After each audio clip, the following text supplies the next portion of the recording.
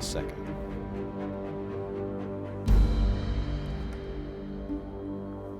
Well, we continue to follow a Murfreesboro family's fight against the Department of Children's Services. Now, the family calls their case an egregious overreach, an example of that by the Department of Children's Services after allegations a family may have abused their 6-month-old daughter, who, as we told a moment ago in that previous story, had a leg injury.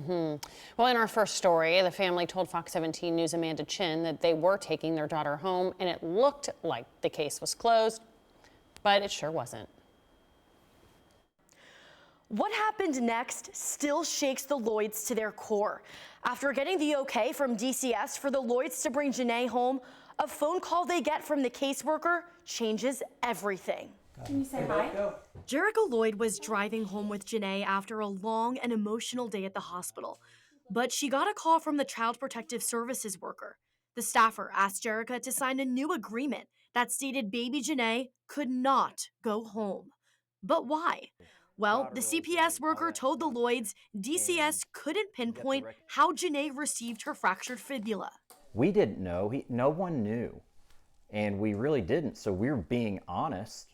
And then questioning on back, well, gosh, maybe we should have said something happened. But no, I think the truth's the right thing to do. And, in this case, feel like we were punished for that.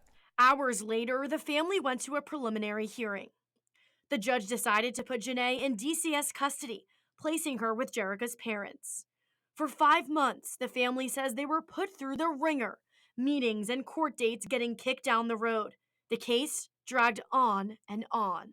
They didn't even take the time to investigate. They didn't come to our home. The CPS investigators never even came to our home at any point.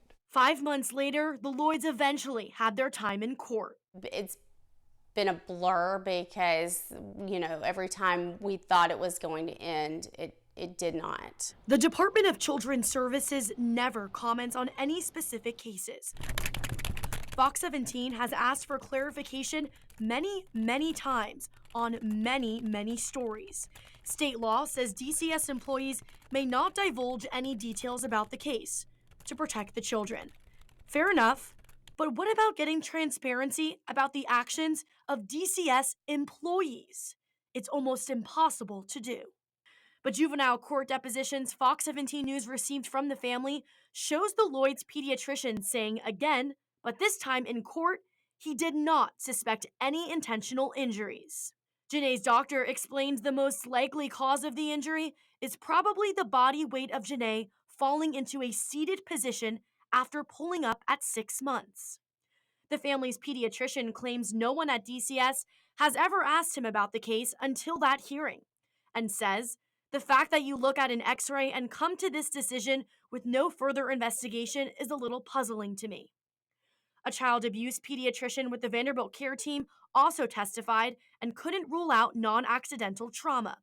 But the doctor made it clear that she cannot say for sure what caused the injury. On January 31st, Judge Ray White dismissed the case. The judge says DCS failed to meet or carry its burden of proof required and ordered the minor child to be immediately returned to the custody of the respondents.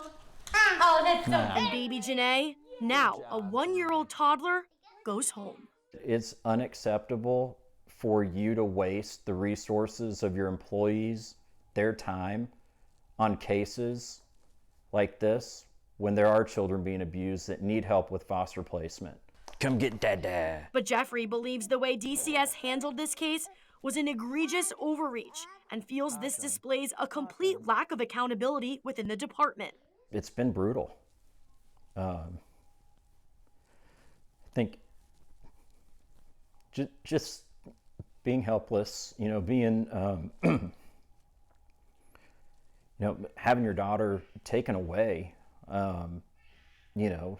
seeing, your 4-year-old not have his sister and ask us every day, Daddy, when are we going to be a family again? And he doesn't get it. The family is willing to work with state lawmakers to come up with some ideas so this doesn't happen to any other family. Reporting in the studio, I'm Amanda Chin, Fox 17 News, your Code Red station.